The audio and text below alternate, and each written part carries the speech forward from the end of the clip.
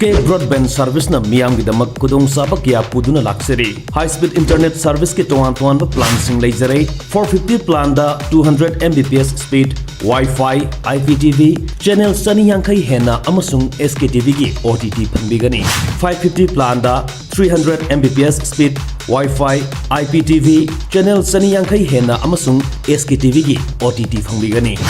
700 plan da 500 Mbps speed Wi-Fi, IPTV, channel Sunny Yankai Hena amasung SKTV ki OTT pangbigani. 850 plan da unlimited 100 Mbps speed Wi-Fi, IPTV, channel Sohum Yankai Hena OTT da SKTV, Z5 amadi atai OTT tara mari pangbigani. 1000 plan da unlimited 125 Mbps speed Wi-Fi, IPTV, channel Sohum Yankai Hena OTT da SKTV, Z5, Sony Live amadi atai OTT tara mari pangbigani. 1300 plan da unlimited 150 Mbps speed Wi-Fi, IPTV, free IP box, channel Samri Yankai Hena OTT da SKTV, Z5, Sony Live, Jio Hotstar amadi atai OTT tara mari pangbigani. 1800 plan da unlimited 200 Mbps speed Wi-Fi, IPTV, free IP box, channel Samra Yankai Hena OTT da SKTV, Z5, Sony Live, Jio Hotstar, Lionsgate Play amadi atai OTT tara mari pangbigani.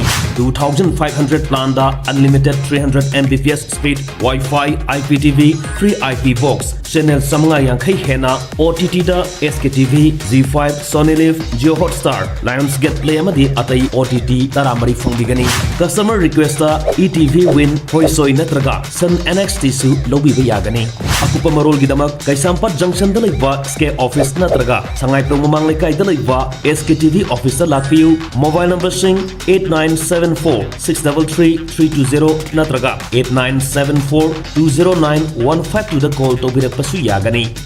SK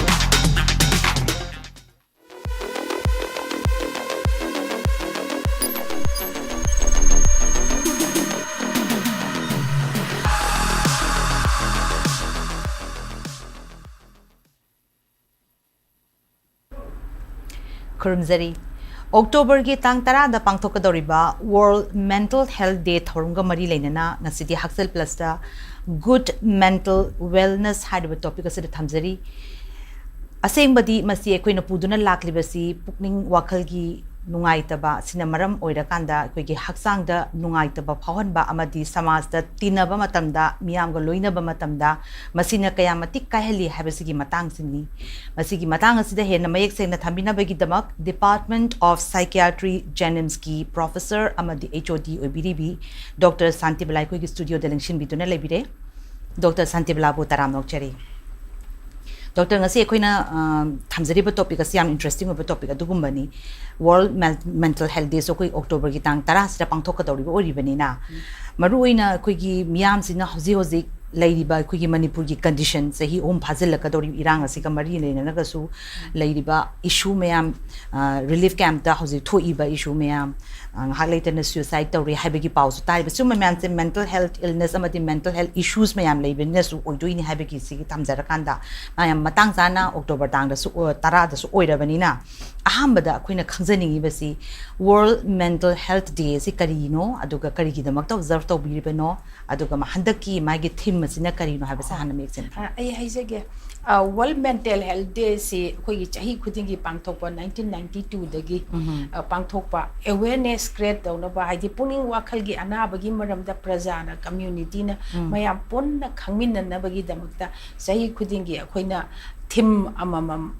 puthoi handaki theme sina mental health in humanitarian emergencies in haiba emergency hada khoi si ga so dum thoi ne hosi prithvi sida land war tawriba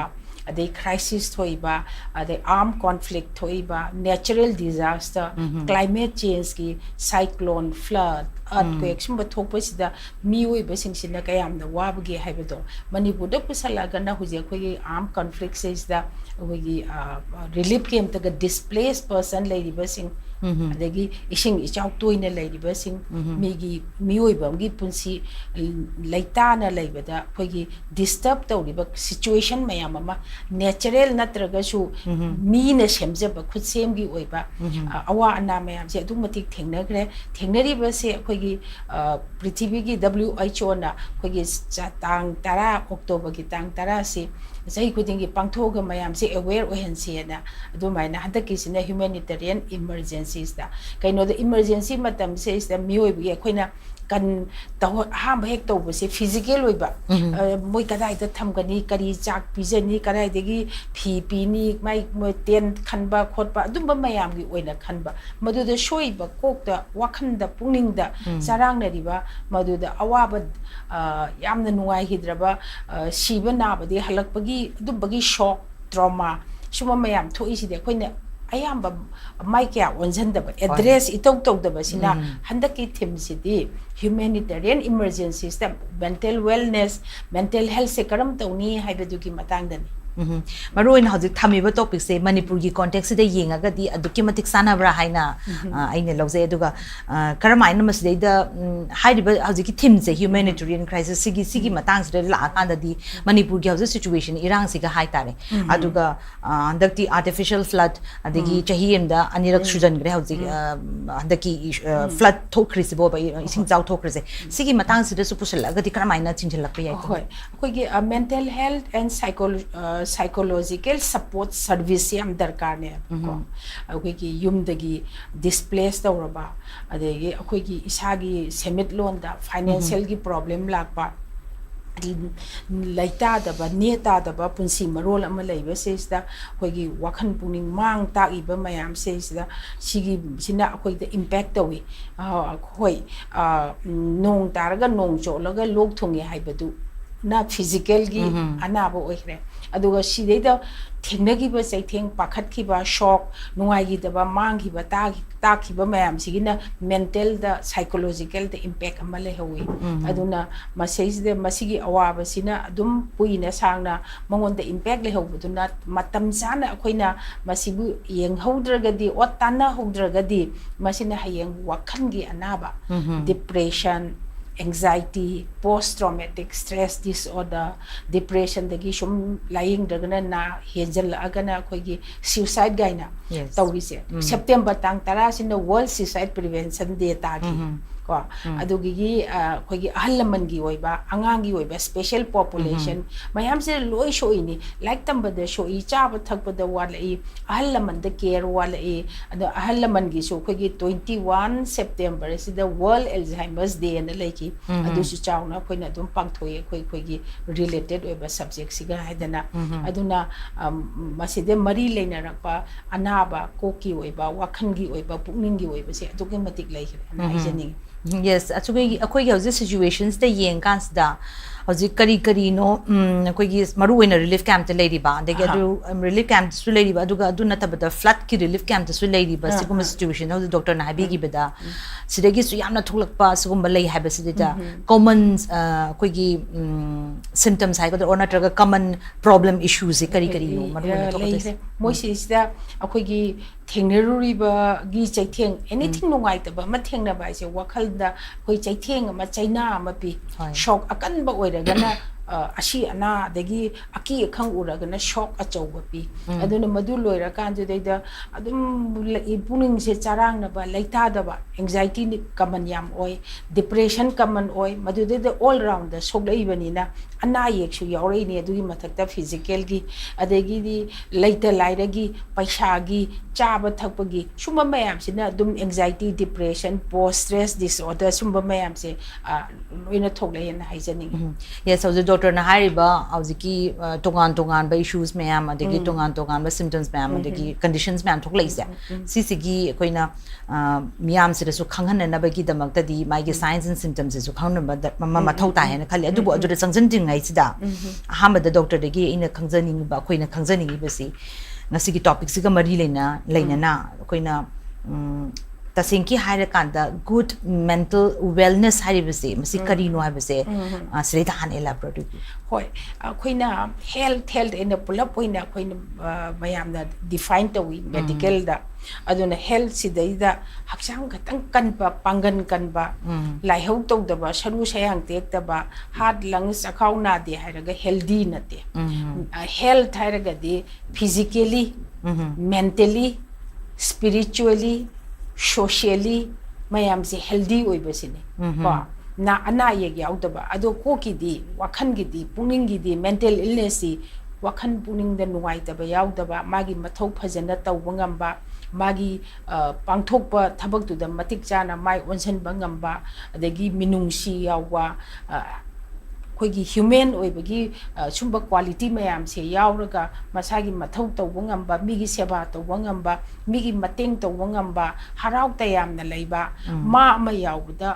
leiriminariba mayam nungaiba adugumba productive oiba magi mathau da puning jangaga larik laisu dani khangde thabak thani khangde puning jangaga mi ma oibagi mathau da chapchana tawungam bu mental wellness ena kawi ko ade spiritually hadi koina gado lining parei dang hakta changre lining parei nate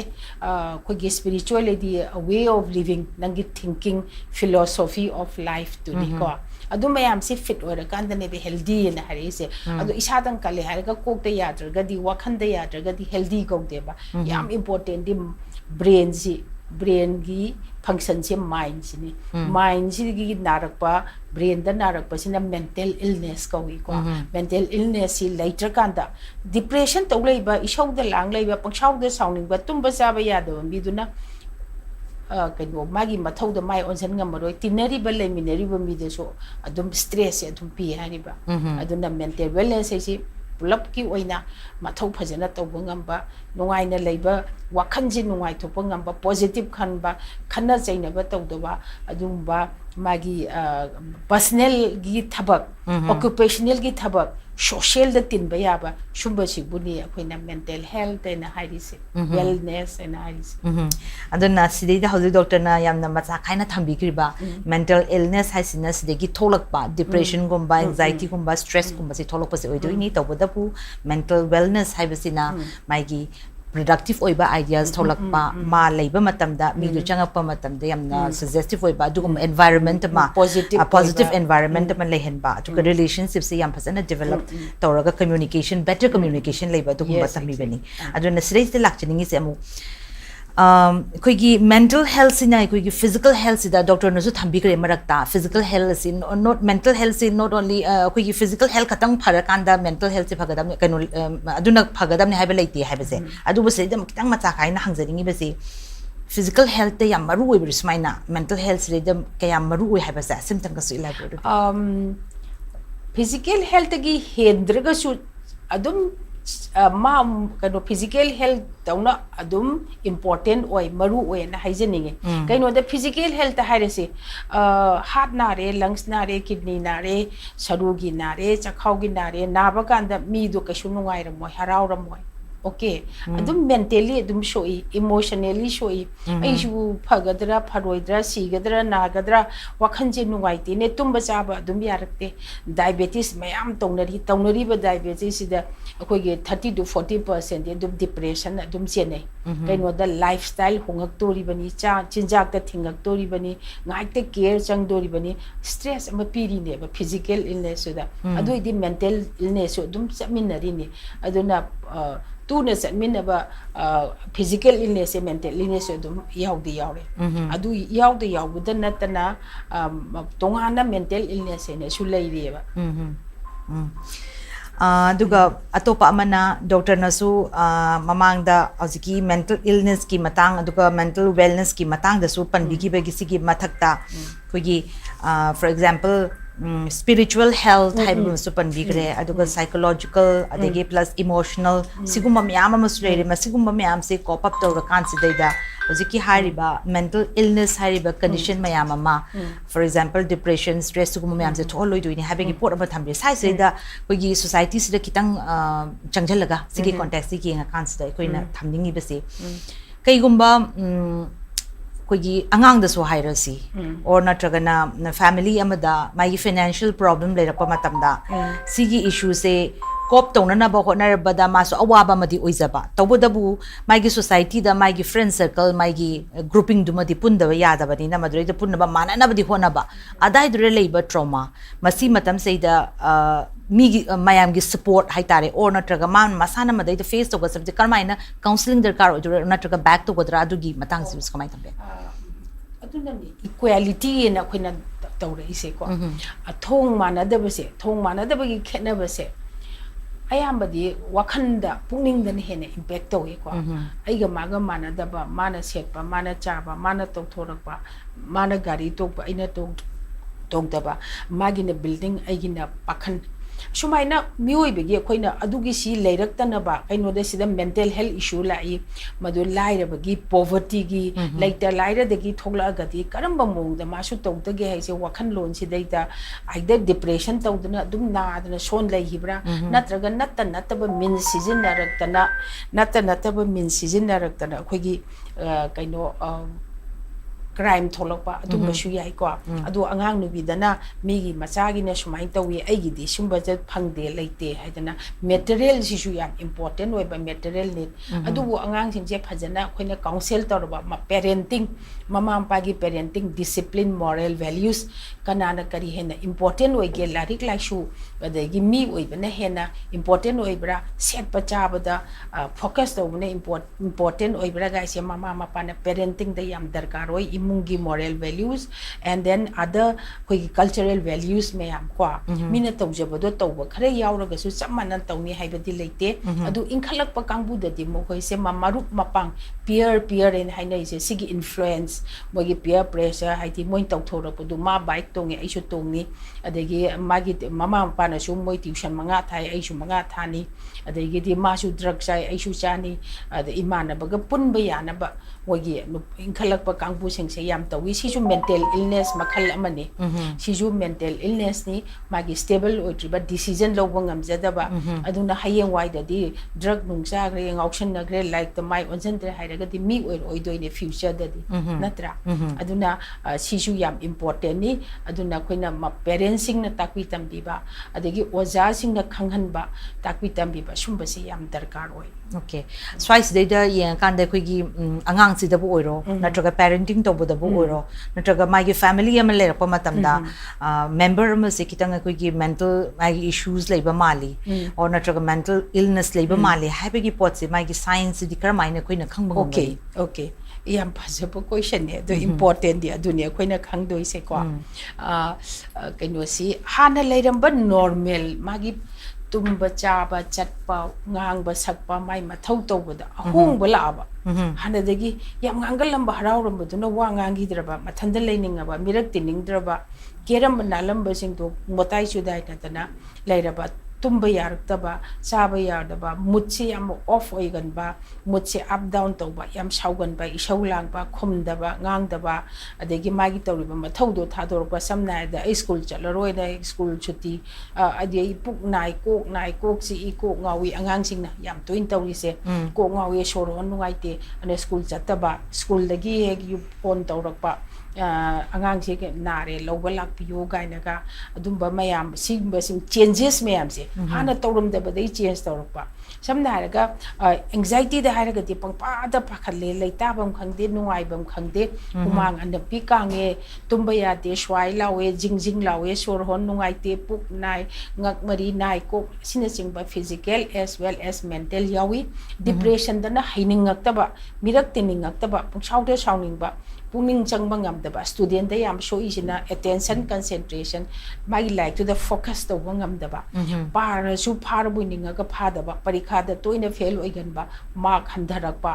haibe ilak ta ba yum da lening ak ta ba maru mapang ga lening ak ba chau thau ya da ba de mu kano nalu kholu ujo ya da ba mama mapa ga mai onjan da ba ya da ba pang sau da sau ba kano icham cham ba wa hai ma hare su sau ba ꯑꯗꯨꯒ ꯍꯧꯖꯤꯛꯁꯦ life ꯁ꯭ꯇꯥꯏꯜꯁꯨ ꯂꯣꯏ change ꯇꯧꯔꯕꯅꯤꯅ ꯑꯉꯥꯡꯁꯤꯡꯁꯦ ꯃꯣꯕꯥꯏꯜꯗ ꯌꯥꯝꯅ ꯍꯦꯟꯅ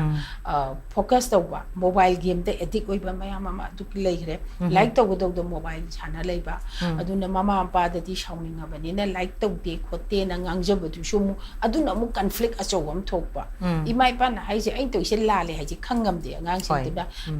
ꯑꯩꯅ ꯇꯧꯕꯁꯤꯗ ꯃꯣꯏꯅ ꯉꯥꯡꯉꯤ ꯍꯥꯏꯕꯒꯤ ꯀꯩꯅꯣꯝꯗ ꯑꯗꯩꯗꯤ ꯑꯃꯨꯛ ꯃꯃꯥ ꯃꯄꯥꯁꯨ ꯍꯥꯏꯔꯣꯏꯗꯕ ꯋꯥ ꯍꯥꯏꯔꯦ ꯃꯆꯥꯁꯨ ꯈꯨꯝꯃꯣꯏꯗꯕ ꯋꯥ ꯈꯨꯝꯃꯦ ꯑꯗꯨꯅ ꯁꯤꯗ ꯑꯗꯨꯝ ꯁ꯭ꯋꯥꯏꯁꯤꯗꯒꯤ ꯑꯗꯨꯝ ꯃꯦꯟꯇꯦꯜ ꯏꯜꯅꯦꯁ ꯑꯗꯨꯃꯛ ꯃꯦꯟꯇꯦꯜ ꯏꯜꯅꯦꯁꯅꯤ ꯄꯨꯛꯅꯤꯡ ꯋꯥꯈꯜꯒꯤ ꯑꯆꯧꯕ line oirabani lambi ama oirabani yes size da magi early signs di tokla abane adu sometimes masi koina khangba ngamdabadi phanyam amadi yaudoine ba adu si yaubo tam si da masagi tholokpa consequences si kamai tawte adu ne ba khoina he hairi se ayamba mi singsi aisi wakhan gi anaba nari se kya khangande ba ko taseng de ise pakhat bi am toin hawine ise kaukan bi am toin hawine chaning gandi ne tumba ya de ne se adu wakhan gi anaba ne se thoidokna khallu de ba adu kaino da nitigi yum si da khana dana leba manem ga mamau go iro mau masen oiro nupa ga khana bo oiro macha ga oiro si tawri se wakhan di dong aite khoidok shawga le pi na wi kapningi isa se propok cha isa ba thakpa ya de adu mental illness e khan haurabani madu mental illness ki kaino symptom ni habse khanba ngamde ba aise nari jala aise thaw mari se tumba suya ya da ba aise sondha bana nga e kaugan bana sunga e pangsaw sawning e ai thabak tawram badu jo chatre aise business ka loi thingjale dukan phomam bani thingjale phi saram bani ngamdre gan hai singjil nar bani ado khangjadi nang haidu yam phajaba kaino ni isana ne aise kari ayamba mi se ai mental illness na ai depression na ni ko aise anxiety na ni ko haibse khangba ngamde ba mayam am lei adagi ama khangna aina haijening besin ahallaman oiraga 65 ki mathak se an singsi da kawgale akoi mayam na haise ahan oiradi kawbone ahan loiradi kawbone anabane na ubide ma an khudi ma kawbrai ba kawde ba aduna khoigi alzheimer's disease dementia ina kaugan bai anaba mayam da thaina khoina pi ngai tarap da beng joire noi na dhause beng joire na bokse na hainai ko mi masak khangak taba kaurak pa lambi lamgang lambi maigai khangak taba ade kari cha gi ge cha de khang da ba ham ba horak pa de hanjan na panghang da hang ba hanjan hang ne na mayam chaibi ba chaithat bi ba hik ta hai ga do mu hang na hik ta cha pi thak khro do mamau du na cha pi thak do pi thak ti mu hai na du gi mu shaung na ba hai ti narak ta na tawri ne hai si recognize to bi ingam de ba han du da tawri ba karan du da oi da shaung na da na le ba ado imung do dum stress atum le ba adagi angang da pal hong rage ko special population si angang sing je angang macha sing si da kainu gi school going children hai ta ko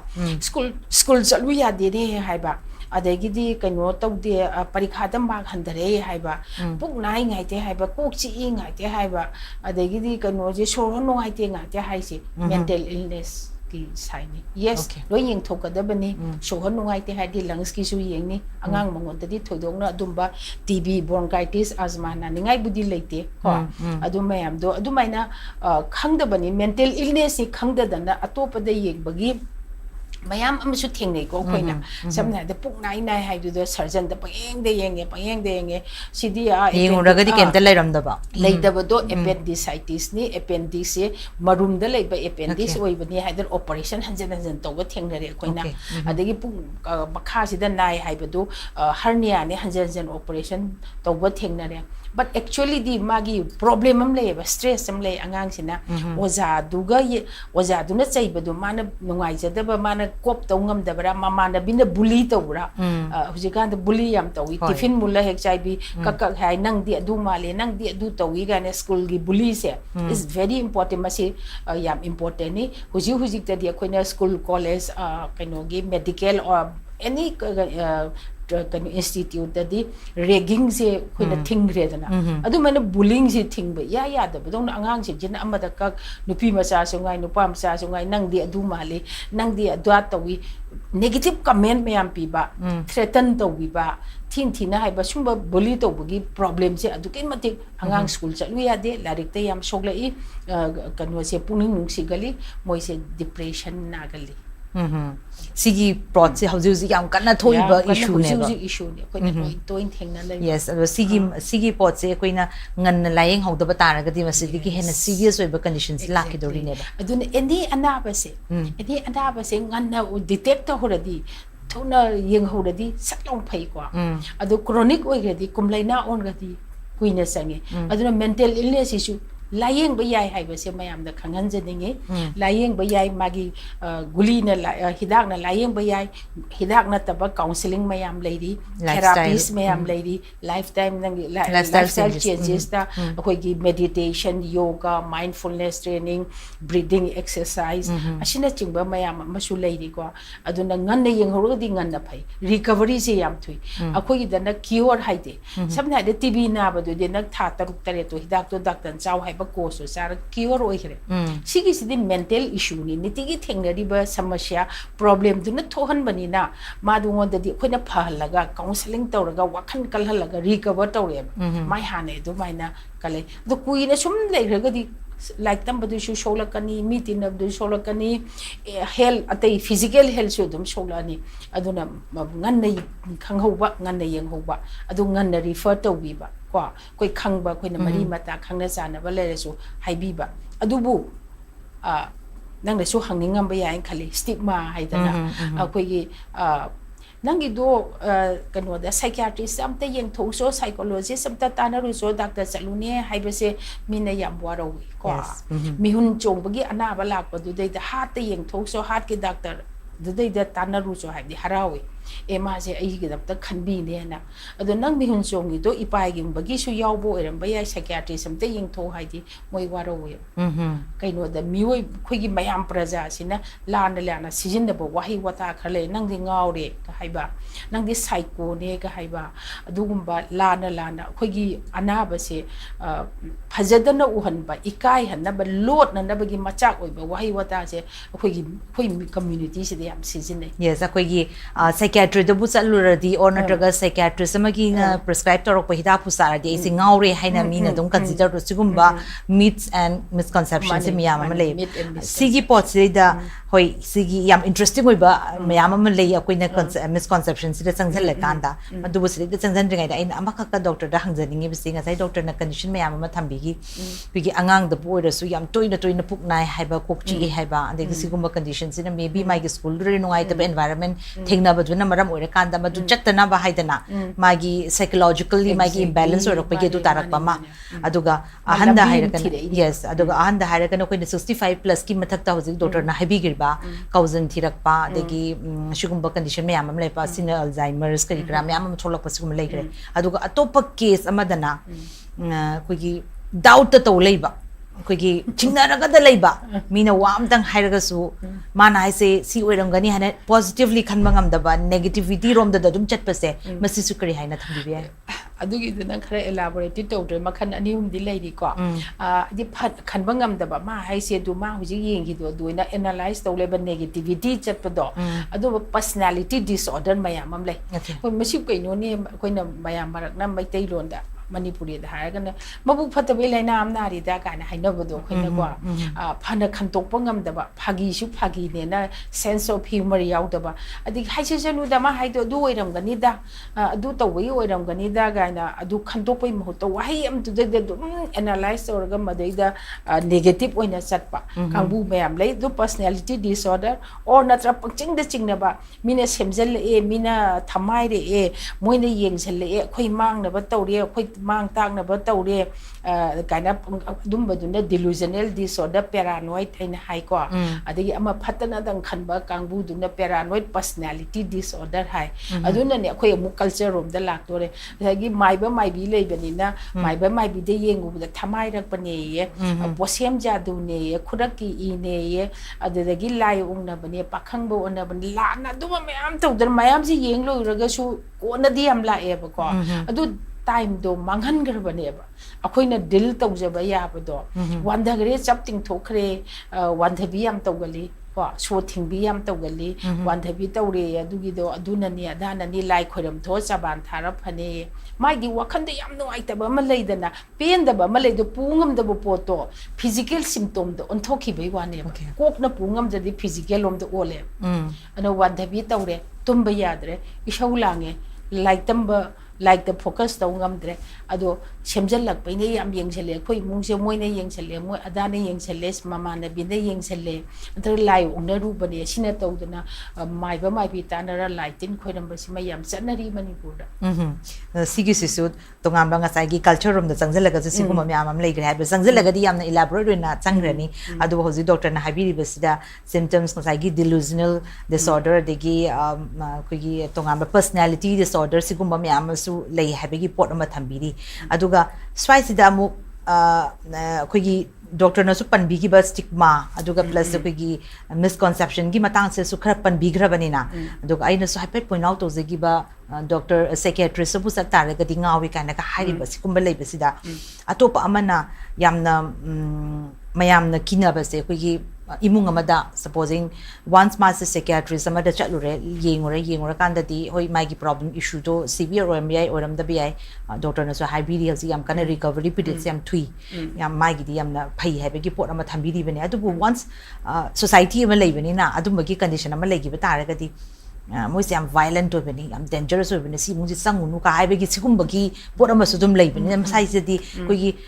society se de kar mai na awareness se koi na bi yan aduni loini yeng thok ana hujigi violent oiba khara sathi haidina psychotic illness ne ba khara major mental illness minor mental illness major mental illness saida mayam na aina ba asima di angawe na bana bani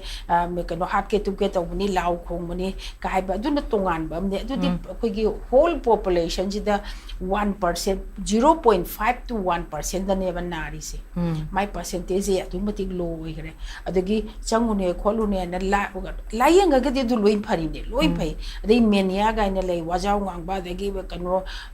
crush ka jom ga to bi adagi wa chau ngang ba idi aduni adani anya ya dong ya to bam mania ina masu lei di ko adu ka da su yam na moi je hyperactive or ga yam violent oi aduna mayam sina kinaba ma leidana kinaba do koi within 1-2 weeks of hangi phasu phai but the long term di sa dong ne ha ba ko adu gi damak tane ba khoina kaino gi world mental health week ina bu to wi world mental health month thaina bu kuin chathai ba campaign ji chathaje ba mase da khoina awareness se piraga shishu chum da gi anabam ne ba kidney na na bu shu heart na bu shu sina brain da nari ne brain gi singli makup ta cheli ba idu da shoi bu du gi abnormal behavior la ineba akan ba na ba na hallucination ga na mita seranturan na kunga seranturan ta ba do adumba mayam duni aduna violent oiba tongan ba na ba khara dum lei atu su layeng ba ya ba pha ba ya ba ga tani adegi amakhak na nga sai gi chingna ba du da ne am khawal hore ba nupa na nupi si da pangching de chingna ba mapan thok pa ya de bi mapan tho haning da bi kai tawni karan tawni atopa ga mari leram ni gaina adu mai khan ba adu nisha yam kui sijina rakan da shu tawi masagi genetically masagi yaujarak pa laina delusional disorder paranoid na ama su lei adagi nupa na nupi chingna badan na te nupi na su nupa do pangching de chingna ba si ana ba se nupi dan loi yai na da ba di aduna nupi na chingna raga na mai no ai nupa se nupi atopa ga mari leina de hai pa gi dang irang thok ba imung adum lei ko aduna sumba mayam se lana lori ba se layeng ba yai hai ba okay aduna ne be awareness khina create tawri se world suicide prevention je world day against drug international day against drug abuse adegi world alzheimer's day adegi world mental health day world epilepsy day adu atopa dipa kanu gi su physical illness world kidney day world heart day world hypertension day ga noi ki awareness awareness pi se shi tawsi sumain tawsi layeng ba yai hai ba du gi awareness create to bani lana logano na hai ba se aduga wahai wata se lana sijin da se khoi psychiatry ki mental illness ki wahai oina chaina ba dong tawre hai ba ko sina da ado heart na ba do heart ki kai no don bi hun jong bi na ka shu hai te ba ko nei kok chak pi kok lei khat pi sumai na adagi na ngaure gan hai bi sum ba wahai sina ba sina khoi gi subject se yam important kok tani ko head of head of the department ni mayam sidagi lady se sei si aduna lana haina bo wahido aduna mayam sida lana sakrini otherwise the brain da nari ni layeng ba yai lana lowi ganu mayam treatment tong na ba lakpiu atop na adu da yengo ha su shawaro bi ganu nangbu pha ning tai ni haibasi maizeni Okay, jadi delusional disorder ki matang sa doctor na pan bigi mistake chingna bagi sigi matang ma doubt le bigi stay da habi ki bida sigi sina anam bana di masiti am tuina thokan ba yam common noi ba pot ama ne na su logzer kan sida masina yam na negative oina di akoi ki society sida kahelak pa ya ba situations e mai ki consequences hai tari ne masi kari kari di tholok pe kamai chingna raga di imung du da han kai ba hore ko tinna ba ya roi toin phuna rani khaina rani ora mu haljan nani adagi angang no bi da sho ani ko nupa duna hanjalu khudigi nupi do sum nei radi ni sha do charaga yu thaga nang di adu tawi da tawi da sum chai raga di nang mapan thu pa ya roi sai dukan thu bo bo problem le ba ipam sa po problem le ba thabai ngang sa po problem le di achoba conflict natro yes aduga amana doctor dai da badin tongini se hojiki hairiba disorder sa masi the doctor na thambigi pa matamda ki nisha gumba kuina long term oina sasal akanda madugi pot oi bi or natraga genetically yes sigi pot se leibeni na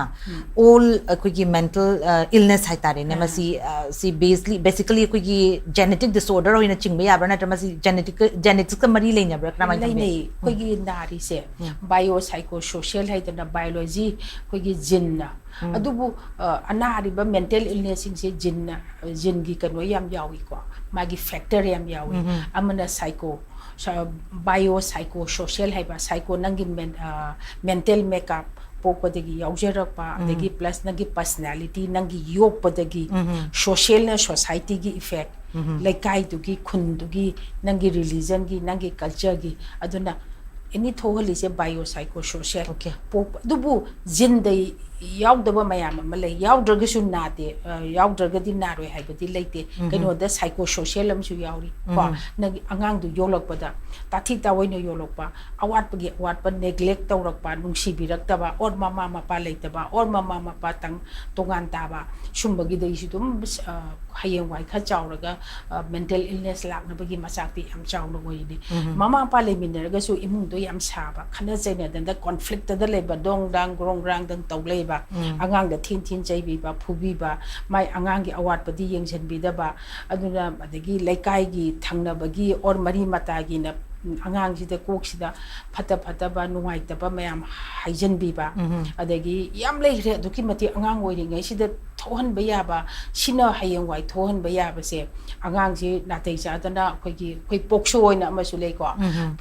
protection of child against sexual abuse kaina angang oi manupi macha nupa macha si sumbari sexually abuse to ba adu natraga su hujikti mobiles da angang yengoi da ba yengham thokta ba khangham thokta ba angang ma ama su lai yam noi tre mai koksida adu da ule ren like tam gam ta yarak traba ado ahal lamana introduce to biri ne ba angang tu dikrai khangdoi no ba angang nupa macha khara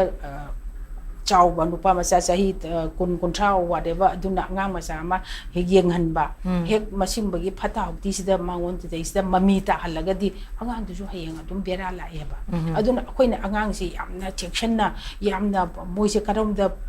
pai da ge haibe se mama mapa na yamna section ba darkar oi oja na yam section ba darkar oi kana khanari phunari kara da kari tawi churup thai bra beri thai bra adegi khungup da adegi moja da talab ye paga school da dum lakpa yauri ko aduna oja gi koina yam important se parents oja aduga khoigi atai community sing se phaba environment phaba se yam darkar oi ri ba mental illness na da nabdi malaria di na da dengue yam tori ko dengue je kang se nala se da sing chi tho hai masi hatraga di masi hatok prevention ni ko masi hatok khraga kanghan khalaga phajan tumaga all out ka thara kan da khoi se safe oi ri ne ba natra sumai na hujiki mental illness lak ta na ba se si laktanabadi akhoi angang oidingedagi yam section ba madarkar oye mama mapana discipline to ba moral value ta ba nungsina leminna ba takpi tambi ba mama mapa bebhar adagi nungsi ba mari se bon se lehen ba adagi school yo khoina toina check to ba mama mapana adagi oja haire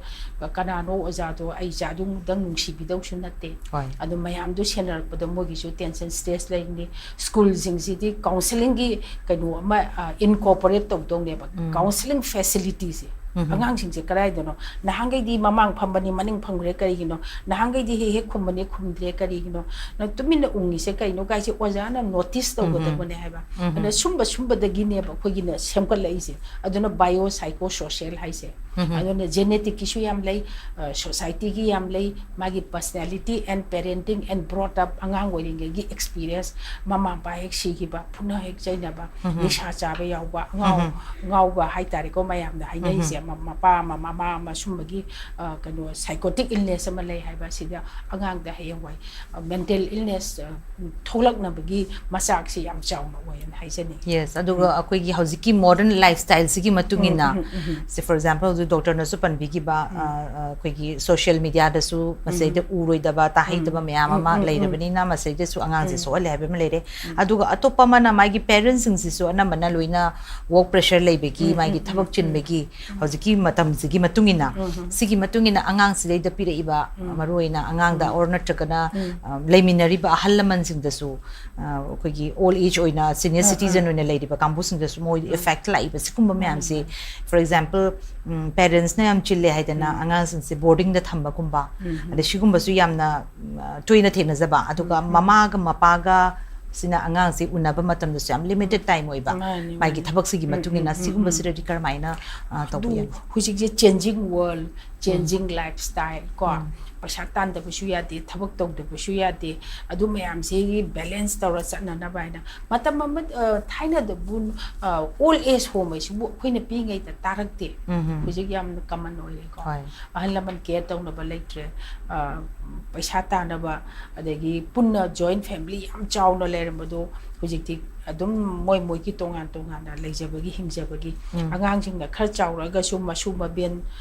mabok madhauga do leiminaga do ba time de su tuition chat leire boarding de leire adegi class 12 lolaga di amuk laitam chakre mama mapa na paisa tan bagi oiro samada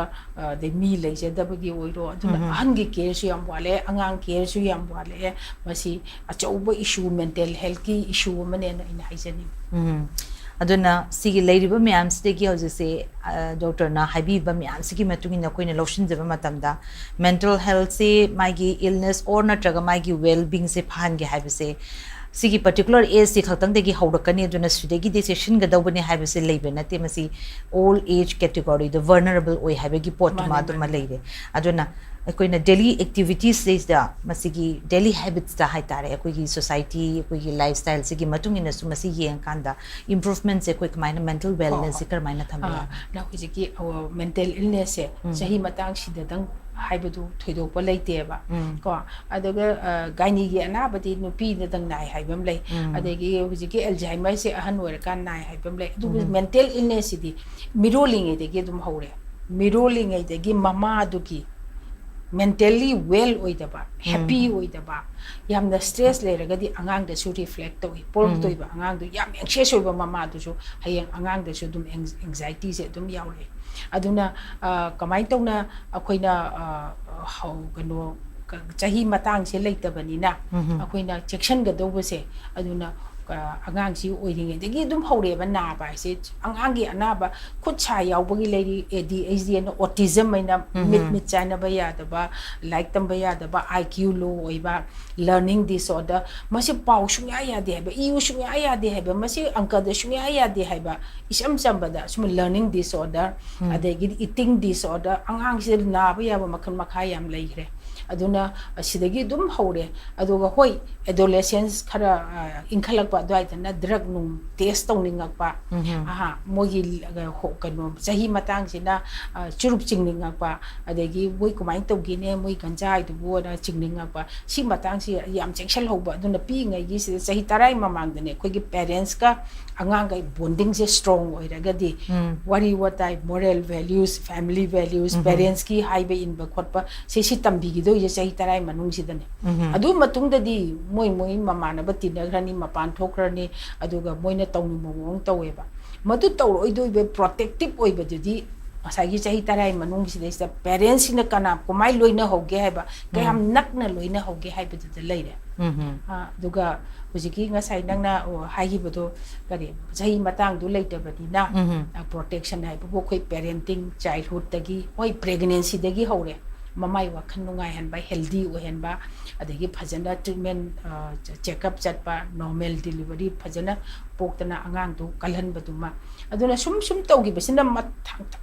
thengkhang kudingi depression anxiety PTSD OCD substance use nisha sijinaba adagi di psychosis nisha jaba dagi psychotic illness yu yam thokre ganja thapodagi ngaurakpa mayam ma heroin queen sijinaba dagi ngaurakpa mayama adagi aishu wahi sing ngaurakpa an hade psychosis haidre adagi youth thakpa particularly ada shumbaji youth thakpa sidagi physically di loi shoe ko mentally jo thine sola kan sidane wild oirakpa violent oirakpa mingonda ga khana hori ba ki khangri ba se yu ngauraga adumba adagi di memory de solakpa adagi relationship de solakpa adagi kaina ba separation kari kara angang no bi loi solei se nisha sim su leide aduna sum middle age nupi di sahi kuntha nifu sujala ga di moi wa gi ba mayam angang oiringai gi yum palak bagi shogi bagi masa masu poki bagi yologui mayam je sai nifu nga da di nupi ge de am depression da loi la anxiety na adegi mu sai umpu manga se de da mu na ba ya ba kaugan bagi dementia mayam leire adegi mu sona kan da BP leire stroke leire diabetes leire heart ki anaba leire makhan makha se adu mati ai nupi da na mu si mayam sin na ba ya ba si madak da option gaini gi anaba mayam am ju yongjeri ne aduna khoi si yam strong oiba mentally strong oiba mentally healthy oiba ma darkar oiba kari tawni hai kanda mi phajana tinaba exercise tawba good communication pau se khoi su pau na de khoi ji haidok pangam de hai chin je khoi ji ihai je de ko communication skill problem solving skill problem se nam thamba sum ikai na nambani khangde khoi se sharing ju yam wa de help seeking ju yam wa le ai si aina hai roi ma si wa khan je thore Canada hang si ge hai ba wai se Canada tana si ge si what le aduna asumba ma communication problem solving skill adagi healthcare si da hoigi exercise good diet ko normal diet ama exercise physically am active oiba mi tinaba ko aduga hoigi meditation yoga aduna mu mogi tungan ba hoigi kanu se anova alternative medicine in high sinapa medicine makhala mane ma se and na sigumba me amse tawtar gati at least my well being se mental well being se hazana thamna na bagi damakta di masi promotion achoba ma oigedori ni habisine doctor na thambiri bese duga swai matang se de koigi family gi amadi workplace ki de gi society gi my gi role gi matang as su yam important oibra habna thamjage duga say the family maruina hamba da koi workplace su dum thambiu aduga hamba gi da doctor de gi khangjani gi bese family gi side gi karmaina support se pina kaido se sumai hai kaido pangan kakhala lo strengthen family and communication community support and hai ba ko adegi koi di family du de da watana ba khura maton mane mandon punna tanaraga kai toksige haibe mote yengjan na bagi pukchen se khara negative set bagi amalai aduna family support si anaba se family support yaudadi yam wai mental illness se ko khangbi ba musi bi ba empathize so man wai je nuai ra moi ko ma wari se angon da su phau do empathy do adu idai leite ba asi to ise ngo smai tori ni adu to ni a ngauri ni a phatri ni na adu sau pudi phajana wari watai sabi daga karamba mong da phana ba honadaba hoi family support se mama pagi yam important ni masim manau gi important ni paisa yam chang paisa yam darkar oi this is also one community support har ga lekai gi koina lekai club ta ta e ga ni yam tongnari base support ki mohota club ji dei ta khoi gi problem thola kan club ta tai tak pa maira pai bi da tak pa adai gi di phu ba sai ba khongoi na ba mai tha ba lekai tan tho ba si family support na te community support na te problem do solve to bi ba help to ba ke do da gi tawri no hai do lo lai ri da na ko khoi gi kenogi sarkar gi law ma leijari madune action lawni aduna tabata mob justice se tawidaba shumba ya kano support mayam se family and community se am important ne workplace support so darkar oi afam je work pressure yam leiraba saidan da leba criticize and taw leiba boss ama thengna ragadi or collect thengna ragadi adu so awaba ni thabak pressure ade school de sungai saidan da leba ja fu dan da leba boarding the hostel lega warden adum pura kai haitare phamu le pu chaw haibagi kainom da angang da yam pressure piba sisu yam achauba moida wakhan ge na ba mental illness lagna bagi masak amoi yes wise the koina roles e maru in a family degi society adegi plus workplace da school college se legada ba my gi role myam du ma leire aduga atop yamne important oi ba haitare patient and doctors se legada relationship se koigi patients in mana magi howji early signs se la ko matam da symptoms se la ko matam da ma se laga doctors de gi matam da how will the I mean the can say psychologist mana psychiatrist amana react to kadaba magi ham reaction si karamai mathamakan sidi protocol oida establish to leiram ne number 1 aga anaba du changak pa kan ma se comfortable ohen ba ki handa ba haidi mangonda kaino ko sidi bu haya gadra masi thinwai tor kada si bu magi mawong jena welcoming oiba ma je comfortable oiraga repo ma sagat ba kai deino na bo mengari ko gen haibida ma nuai jarane ba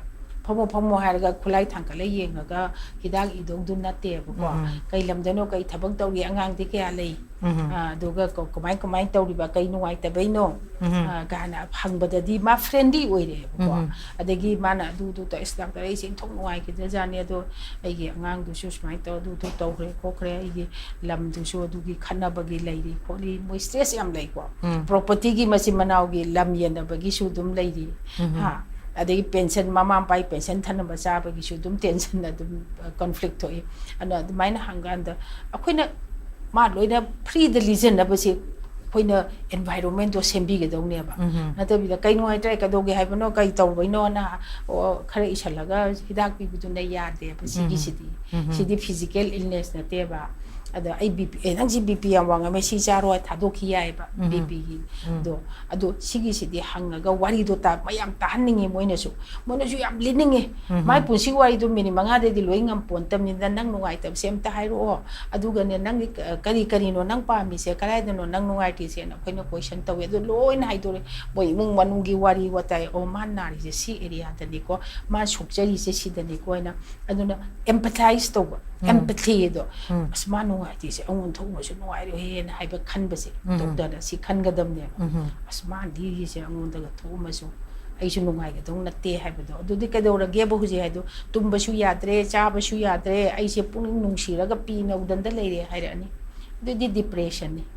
wa magi hoi scale ama lei ko dum apply to wi ade da ayam bati yaure da ma hari sing da ai je ta kanu mirak tining dre de ba karma sali bro chatre ai kaim saning de nang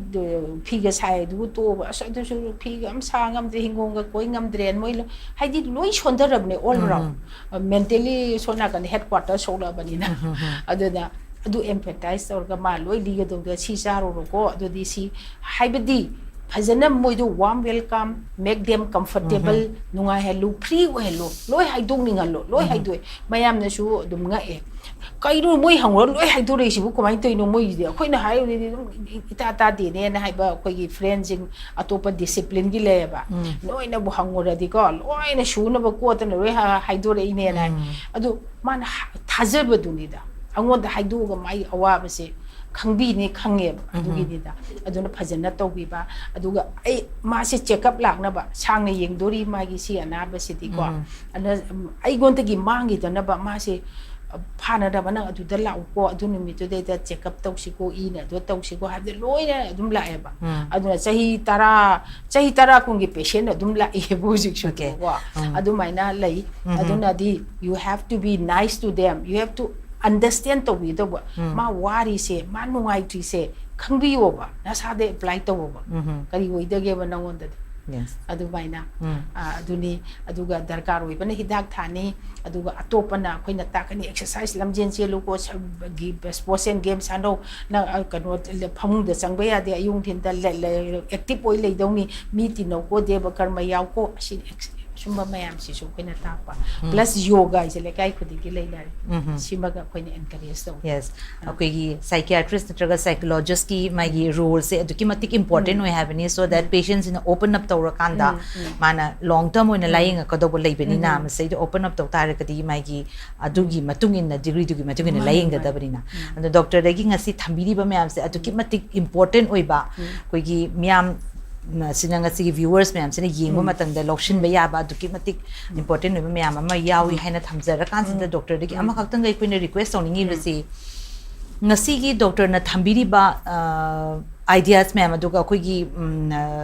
koina khangu da ba or natraga masi na ta sing na haiba da sumaina lady ba marigi sumaina khalli ba wakan je masi narak pagi ni haina koina khangu da ba pat kaman oina di suffer da ka di leiba mayam ma su doctor na thambi kre like for example tumba sa ba yarak ta ba adegi tongan ba koi gi pangching da chingna raga su leiba sigumba myam su masi su mental illness haiba gi por ma thambi sumai tau dana koi gi ngasi viewers myam sira su silently struggle tau ri ma myam ma lerom gane haiba thaje ajona sigumba lady ba sin sira di doctor gi side ki karman le kaya okay akoi je 75% je treatment gap leba mi chama na je 75 yeng drum ni ko 75 to 80 se yeng dreba maram makhan dai re amana nai khangjada ba amana paisa leijada ba amana doctor kai lege khangda ba amana lam la pa accessible hai je aduna ne koine hostel achau besen referral oiraga community health center adegi di district hospital mayam se loina psychiatrist psychologist thamo wellness clinic hango na mayam tawise moju si matang se awareness piraga kaino tawna na bagi aduna khaitang nungai rak tabaga doctor tanabiyo siju brain gi anabane sida ikai ningai de stigma se talk openly oina khoi wari sa se ba kaino nang nungai trido kok chik padu na te khoi yeng de kok to kadong chi halak tu chi la inoi du ne ba ma kok chi ko ngawi da hai le ba at yeng ore kai kana no MRI kari kara ga taw da lai te hai do maramam le me tension stress ama lai ba gi ne ba ko aduna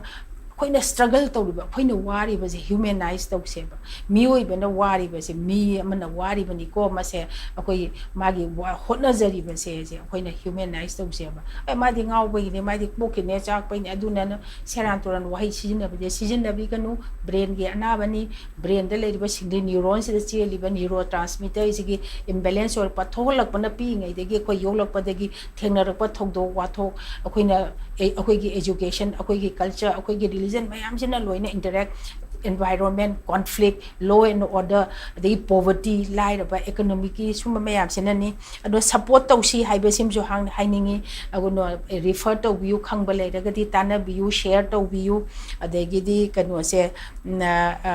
angang adegi nupa masa nupi masa sing ahan sing si moi se special population ni moi su khara hena punging chang si na hainingi aduna khoi mayam se punna nominaraga suminaraga tanaraga sigi singse yam help to ba yani na adu lana logi ba seasoning e haga palunu ma sigi ni we have to hujikti open way talk to them yeah thaga sari doctor ngasigi koigi world mental health day gi thoram akoi october tang da tara da pangthok da wurbiga mari leina na thamjari ba topic asidi da aduki matik important noi ba koigi viewers in da su kana ga da ba thambi be gi dam ka kan HAKSHEL plus de gi thaga phong dok chali ngasi gi damak ta di matang asida HAKSHEL plus losin jari meeting ta bi ba punam po am kana khrum chari